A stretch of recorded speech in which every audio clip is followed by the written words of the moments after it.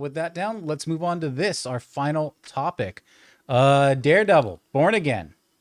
There's a lot of questions about it. We know earlier this week we were talking about the showrunner, Dario Scardapane, who had some comments. I believe those comments were to try to hype audiences, and it backfired, where he was saying, it's not so much navel gazing. It's not two people talking in a room about what a superhero is. It's seeing, it's showing, not talking about it, which I can appreciate on a surface level, because there are times when some series you're like, when is anything going to happen in this?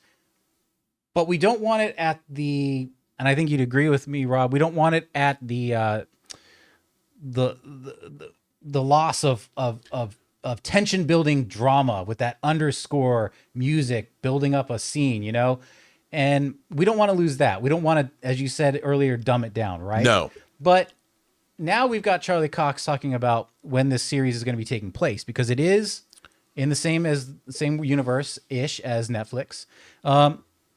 And the article goes on to say, while Daredevil wasn't perfect, the series still delivered a stellar take on the man without fear. Charlie Cox was rightly praised for his work as Matt Murdock, following Defenders, which wasn't as great as we all wanted it to be. But season 3 was kind of like as it says here, a return to form.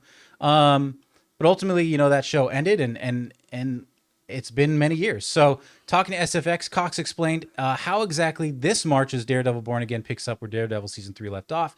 He starts off by saying, we had to honor certain things about the original show, certain tonal aspects, which wasn't being done. For example, it wasn't very dark, and it is now. So he's talking about before it was reshot. Yeah.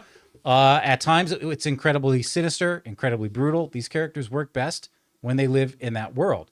But it doesn't feel like exactly the same. The pacing is different, which is kind of interesting. The identity has shifted. It's 6 years later.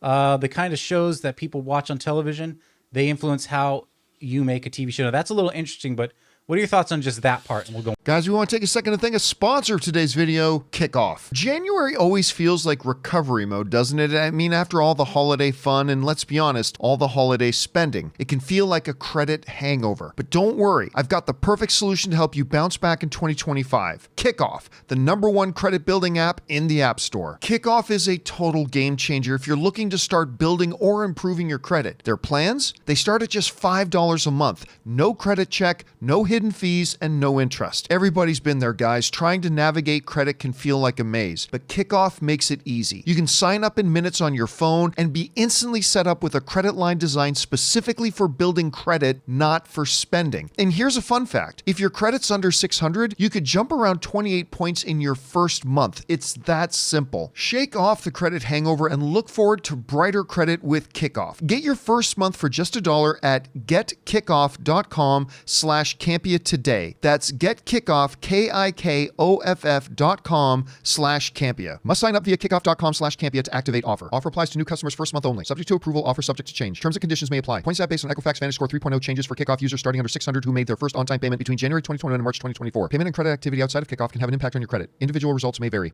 Well, I think what I love is it's almost like in real time from the end of the Netflix Daredevil to now. And it allows, we were talking about this earlier, it allows for life to have happened.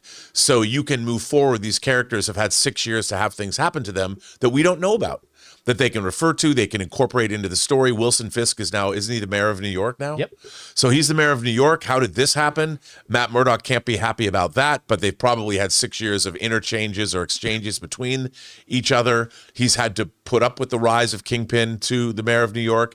I like this idea a great deal. I like the fact that it kind of takes into consideration the continuity of the MCU, because if memory serves, isn't the MCU supposed to be in 2025 now?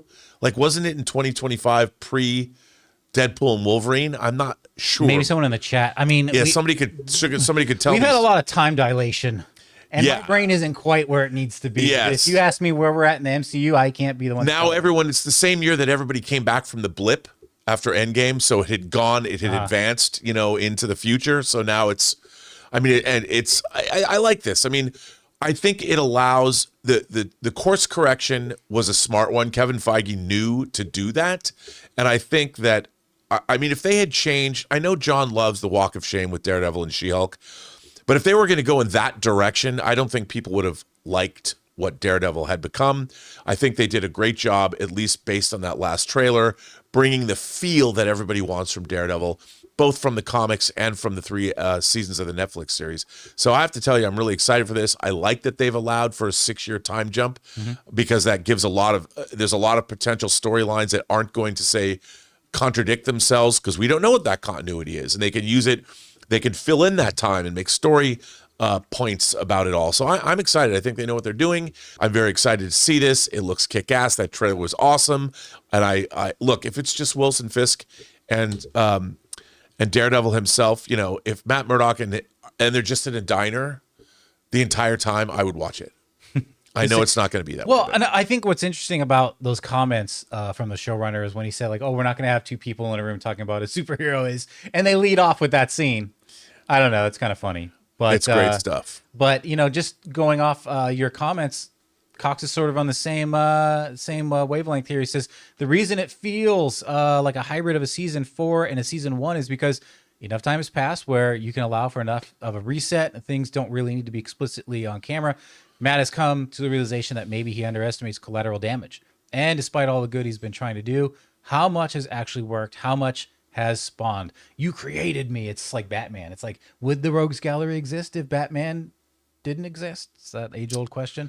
Maybe he needs to put more time and energy into, you know, working as a lawyer. So, look, I mean, I know there's a lot of trepidation with those comments. I don't think we need to worry about those comments. I think we just got to take the show as what it is. Yeah, it's good. And I think I'm excited to see it. Like anything else, it's coming down the pike. We're going to see it. We're either going to love it or not. We're going to talk about it incessantly on the internet. Yeah. I'm excited. Daredevil is indeed born again. I love that storyline when Frank Miller did it in the pages of the normal comic. I wonder if Nuke is going to be in this. I don't know. We'll find out in March. It's coming. All right, guys. Well, look, let us know how you guys feel about Daredevil. Are you still a little trepidatious about it? Are you looking forward to it? Are you full steam ahead on it? Is it take it on a 1-episode basis, or how are you feeling? Let us know in the comments below. We'd love to hear from you.